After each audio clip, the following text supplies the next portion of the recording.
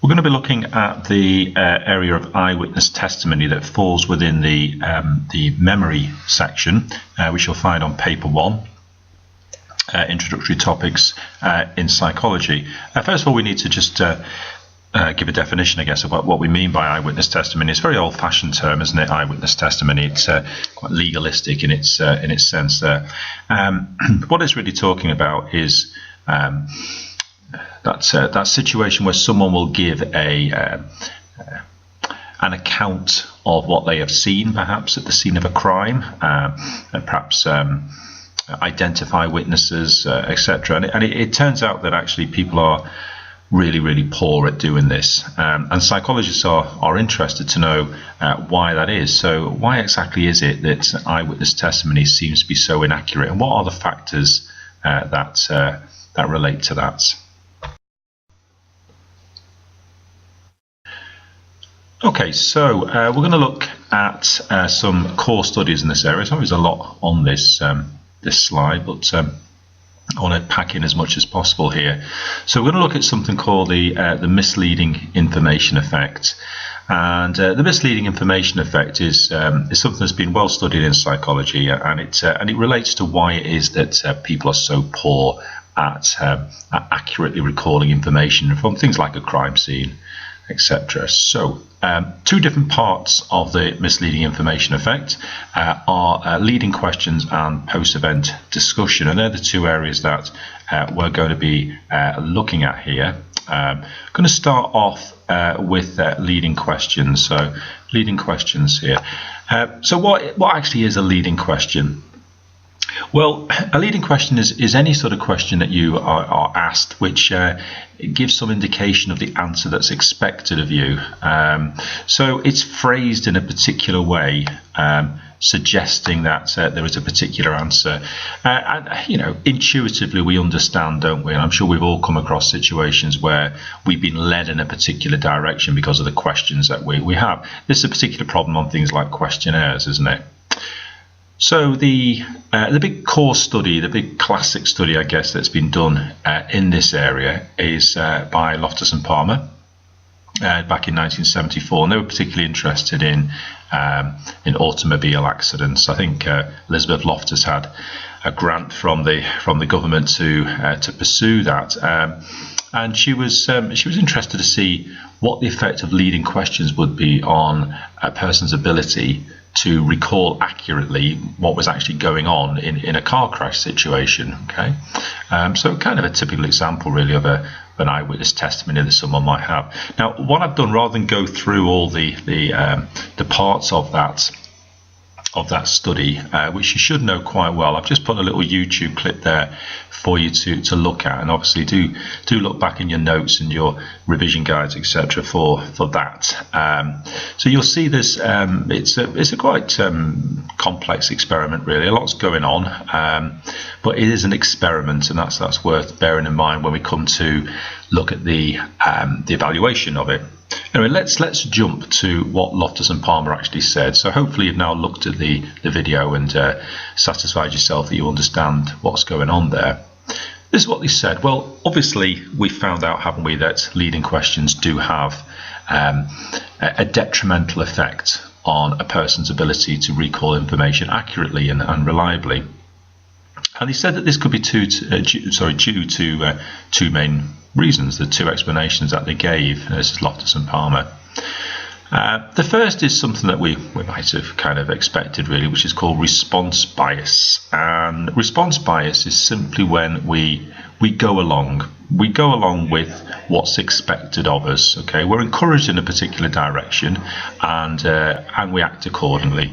Okay, so yeah, it affects some people more than others. Older people are more affected and younger people are more affected, okay, than that. However, response bias is one of the explanations that they gave. The second explanation, which is a little bit more sinister, I guess, and this is what came from the second study that they did, which was kind of euphemistically called the broken glass study. This is called the substitution explanation. And this suggests that actually the memory that someone has of a particular situation, of a particular incident, can actually be changed by the question that they are asked. So if they wanted to, they couldn't go back and retrieve that memory because it has actually been altered. Okay, so that is what's known as the substitution explanation. It's one of the explanations that Loftus and Palmer gave for the results that they got regarding leading.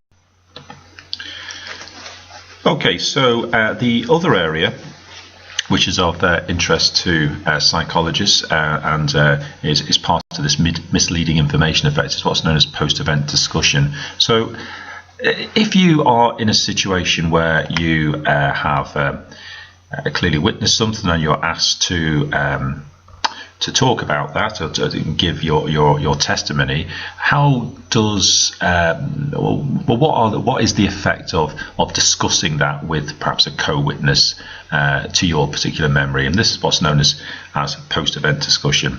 Okay. So the big study in this area that you need to know is by Fiona Gabbett et al. Back in 2003. Reports of a crime, I've called it here. I haven't got a link for you here. But do have a little look back in your notes about that. You'll see that people were asked to give their memories, their testimony about a particular crime that they had or had not witnessed on a video. Okay, and post-event discussion either did or did not take place, and they were the two levels of the IV. Okay, anyway.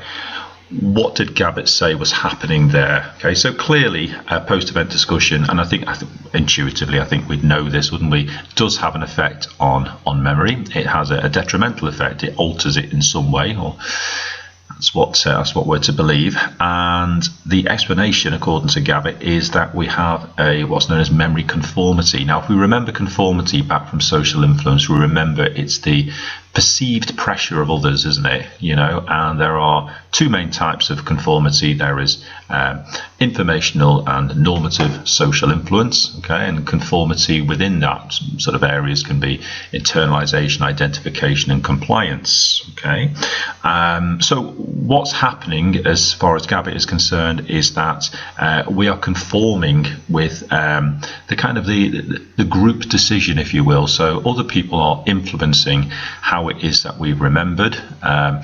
If someone particularly is very sure about what they've seen, then because we like to be right, then we're under the influence of informational social influence at that point, and we internalize those views as our own.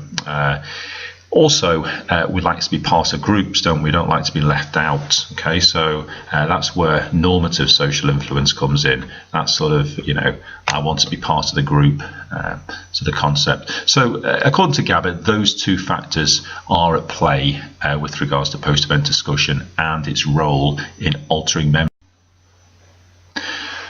Okay, let's evaluate this then. Let's see what we've got. So, right, so the misleading information effect. The big thing about this area, eyewitness testimony in general, is that it has huge real-world application. So understanding the role of misleading information, leading questions, post-event discussion, etc., is really useful for us in order to be able to get the most accurate and reliable bits of evidence from the people who witness crimes. So that's particularly useful for people who work in the police force, the judiciary, etc. Okay, so that's a really good evaluation point you can bob in there. We can talk about some limitations, however, because all of the evidence for leading questions and post-event discussion is based on lab studies. Now, lab studies are great, aren't they, in that they're controlled, they reduce the issues with extraneous variables, you can get cause and effect and empirical evidence and all those sort of things, which is great. Unfortunately, because you're dealing with people, they lack ecological validity because people don't usually look at videos of crimes. Okay, perhaps it lacks a degree of realism and therefore affects their behavior.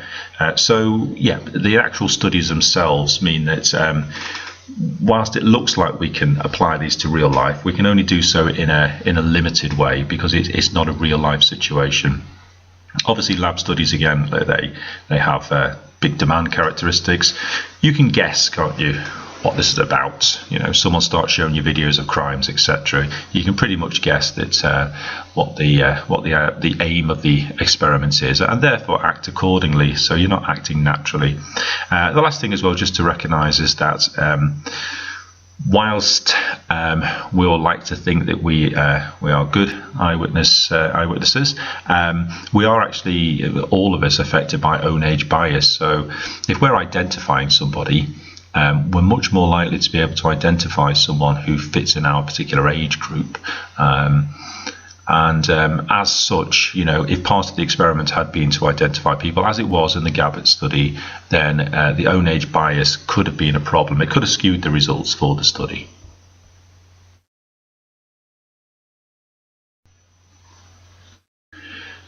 Okay, so we've dealt with the misinformation effect. We've got two core studies there, haven't we, that we can look at, and we can build on the conclusions that they've drawn.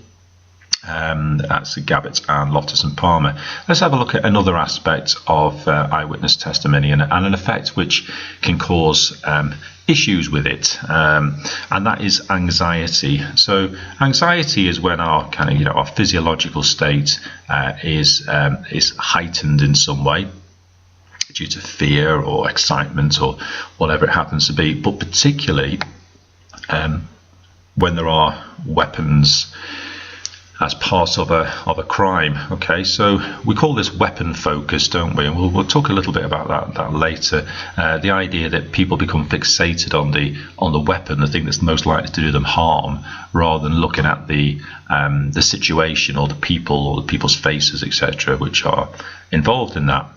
A big core study in this area is the Johnson and Scott study. Again, I've done a little clip for you there, so you can look at that. There's lots of information about that in your book. So what did Johnson and Scott found? Johnson and Scott found that there is a negative effect on recall by witnesses in high anxiety situations. Okay, that was their conclusion. And they said that was, coming back to this idea about weapon focus, that was down to the fact that they focused on the weapon focus, and they did so because of what they called tunnel theory. Tunnel theory and weapon focus are essentially the same thing, really. It's just one leads to the other, but that's what they said. So according to Johnson and Scott, anxiety levels will reduce the ability for someone to accurately recall information about.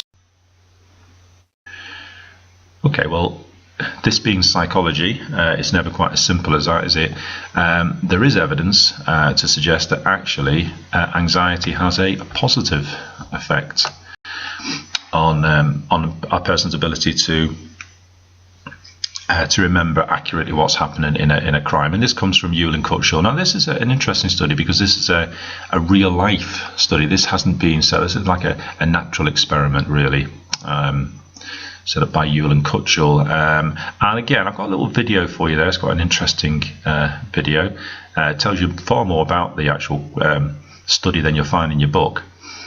Okay, so they say there's a positive effect that actually people recall more accurately. And what they say is that this is down to the fight or flight response. Remember, this is a physiological response that we have when we are aroused in any way. Okay, so our performance kind of increases. So down to greater alertness and improved memory of events. Okay, and they relate that back to a really old study, really, and an old idea, which is the Yerkes-Dodson inverted U relationship. And this relationship is all about, it's about performance, really, but how anxiety affects performance. So if you equate performance with ability to recall what happens at a crime scene, then you can see how it kind of links. And what they say is, obviously, as you go up the curve, if you get degree of anxiety there, then there will be an optimal level at which you will perform best. So there is a degree of anxiety required. So therefore, anxiety does not necessarily have a negative effect and can have a positive effect, as seen in this particular situation.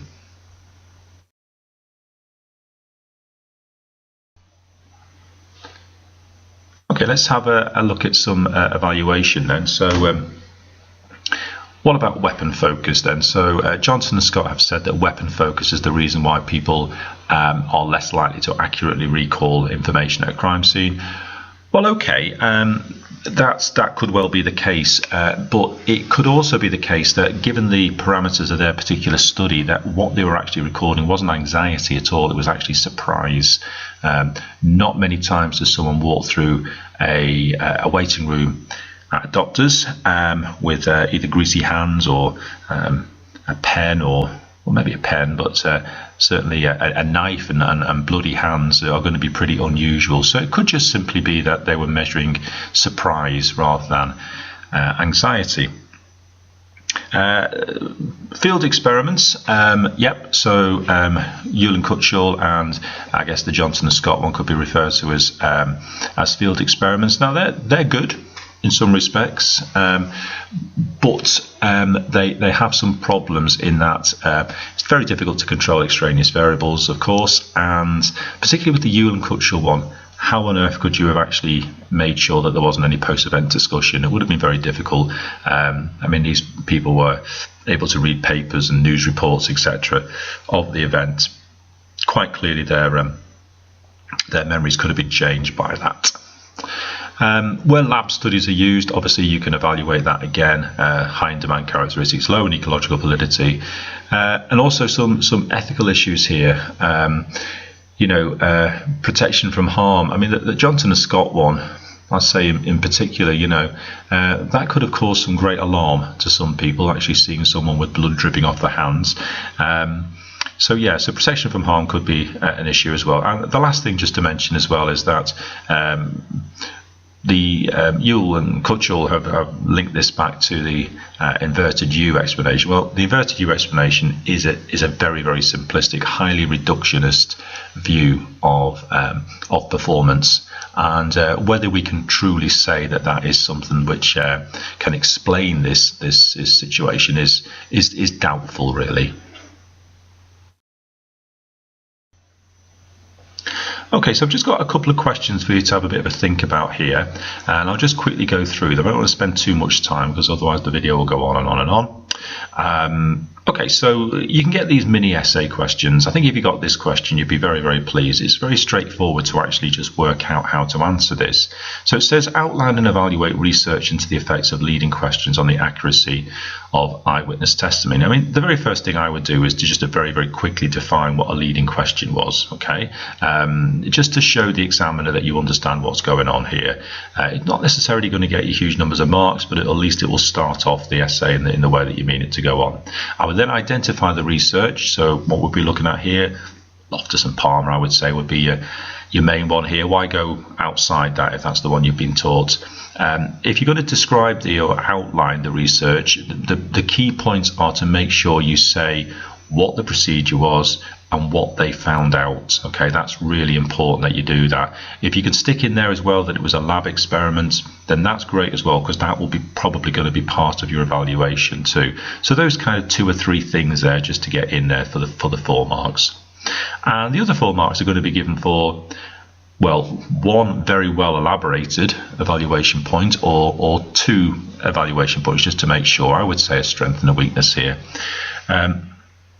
So in terms of the weaknesses, you'd be looking at methodology, wouldn't you? And talking about the fact there's a lab experiment, low ecological validity. Make sure you contextualize it to this situation, though. Don't just say low ecological validity, full stop. Okay. And the second thing, you might talk about real world applications, how important this has been to the police in order to understand how leading questions might affect someone's ability to accurately recall. Okay, so 2 of those things might be in there. I've got some examples on the next. Okay, so yeah, there's some possible content for you there. So feel free to stick those into your AO1. Yeah, and there's some evaluation points for you there as well. Okay, so stop and you can stop the video here and have a look at those should you want to. But these are the ones we've majorly the ones that we've mentioned already. Another type of question for you here. I mean, you can definitely get 16-mark questions on here, but what they would generally do is to ask you to look at maybe a couple of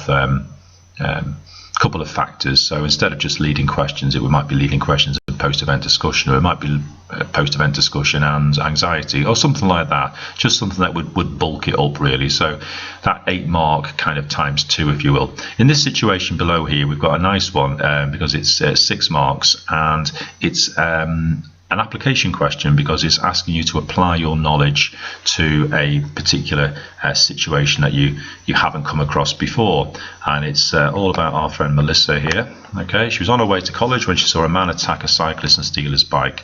She was really upset. Right, well, I'm going to just start kind of highlighting these because these are important. So really upset, anxiety, yeah, about what she had seen, and when she got to college everyone wanted to talk to her about it. Okay, right, post-event discussion, do you think there? Yeah.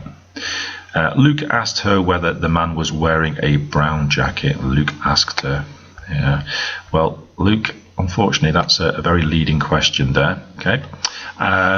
From the description above, identify 3 factors. Well, we've done that, haven't we? We've got anxiety, we've got post-event discussion, we've got leading questions.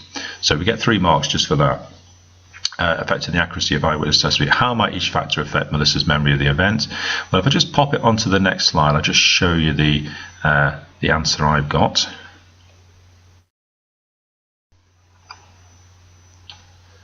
Okay, so anxiety or upset, Melissa's memory. Now, do make sure that you kind of put a name in here just to make sure that the examiner knows that you've actually understood how to answer this question. It may be worse because of the distraction, or arousal, or better because she was more alert. You're probably going to get your 2 marks for that. I would probably just put an EG on the end of that and maybe just mention one of the studies. Don't go into any detail, just mention the study perhaps. Post-event discussion, Melissa's memory would be less accurate, etc. Leading questions, again there. Okay, pretty straightforward way to answer that question. Right, okay, I think that's it. Obviously, if anything comes up from you from this, you're not sure about something, you have some questions, then do feel free to ask me. Thank you very much.